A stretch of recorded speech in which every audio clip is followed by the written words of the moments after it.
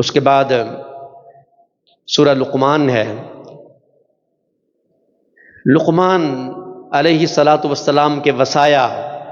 ان کی نصیحتیں بھی اس میں ہیں۔ بنیادی مضمون اس سورت کا یہ ہے کہ جو مکہ کے مشرک تھے انہوں نے دو طریقے اختیار کیے لوگوں کو رسول اللہ سے برگشتہ کرنے کے۔ کتنے طریقے اختیار کیے؟ دو طریقے اختیار کیے۔ ایک گانے بجانے کا طریقہ، آلات موسیقی کا طریقہ، تاکہ کسی طرح قرآن کی تأثیر سے انہیں الگ رکھا جائے،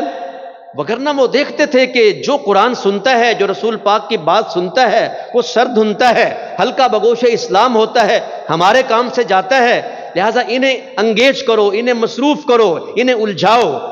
اللہ کہتے ہیں وَمِنَ النَّاسِ مَن یشتری لہو الحدیث لیضل عن سبیل اللہ، لوگوں میں سے کوئی تو وہ ہے جو ایسی چیزیں خریدتا ہے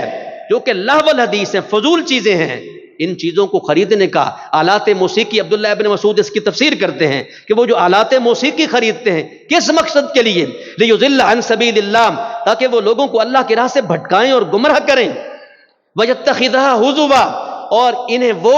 مذاق اور ٹھٹھا اور تمسخر کا ذریعہ سمجھتے ہیں۔ بشرہ بعذاب علیم، اس طرح کی خرید و فروخت کرنے والوں کو دردناک عذاب کی خوشخبری دے دیجیے۔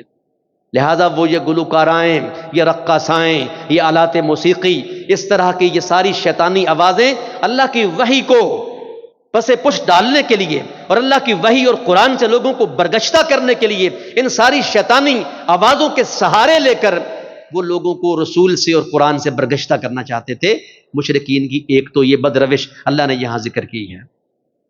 دوسری یہ کہ وہ کہتے کہ تم کس طرح کا دین لے کے چل رہے ہو، دیکھو تمہارا بابا، تمہارا یہ بزرگ، تم اس کی بات نہیں مان رہے، تم نے اپنی ماں کو چھوڑ دیا ہے، اپنے باپ کو چھوڑ دیا ہے، اپنے باپ دادا کے دین کو چھوڑ، کیسا دین ہے تمہارا، کیسی دعوت ہے تمہارے رسول کی جو تمہیں تمہارے بزرگوں کا احترام ہی نہیں سکھاتی۔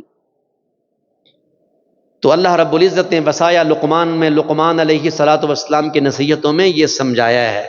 وَإِن جَاهَدَاكَ عَلَىٰ أَن تُشْرِكَ بِي مَا لَيْسَ لَكَ بِهِ عِلْمٌ فَلَا تُطِعْهُمَا، اگر تمہارے ماں باپ یہ کوشش کریں کہ تم میرا شریک بناؤ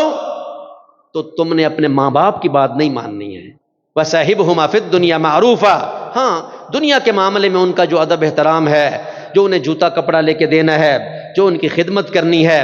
جو عرف کے مطابق جو چلتا ہے، اگرچہ وہ مشرک ہیں مگر یہ دنیاوی حقوق ان کے تم نے پورے کرنے ہیں۔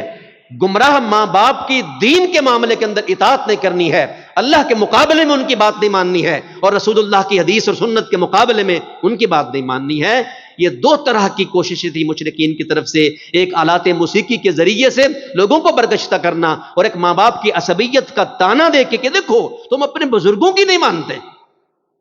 ساتھ دیگر چیزیں بھی اللہ نے یہاں ذکر فرمائیں، فرمایا وَإِذْ قَالَ لُقْمَانُ لِابْنِهِ وَهُوَ يَعِظُهُ يَا بُنَيَّ لَا تُشْرِكْ بِاللَّهِ إِنَّ الشِّرْكَ لَظُلْمٌ عَظِيمٌ، اور یاد کرو اس وقت کو جب لقمان اپنے بیٹے کو نصیحت کرتے ہوئے یہ واز کہہ رہے تھے، بیٹا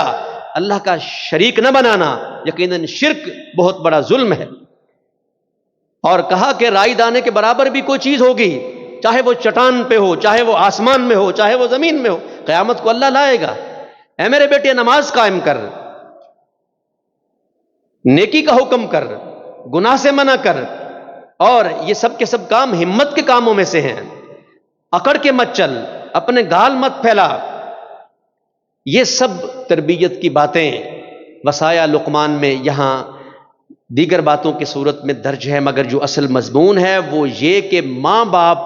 کی محبت کا جادو جتلا کے جگا کے کہتے دیکھو اپنے بزرگوں کی بات نہیں مانتے، اپنے بڑوں کو تم نے چھوڑ دیا ہے، ماں باپ کو تڑپنے کے لیے چھوڑ دیا ہے۔ تو اللہ رب العزت کی بات کے مقابلے میں ماں باپ کی بات نہیں ماننی ہے۔ اللہ تعالیٰ ان کے کسی دنیاوی حقوق کو غصب کرنے کا یا خدمت سے نوجوانوں کو برگشتہ کرنے کا تو دین نہیں کہہ رہا ہے، وہ حقوق ان کے دے رہا ہے، مگر جب وہ رب کے مقابلہ میں اپنی اطاعت کا تقاضا کریں اور رسول کے مقابلہ میں اپنی بات منوانے کی بات کہیں تو شرک پر وہ انسپائر کریں، برانگیخت کریں، تو ماں باپ کی یہ غلط بات تسلیم نہیں کرنی ہے۔ یہ بات سورہ لقمان میں سمجھائی گئی ہے۔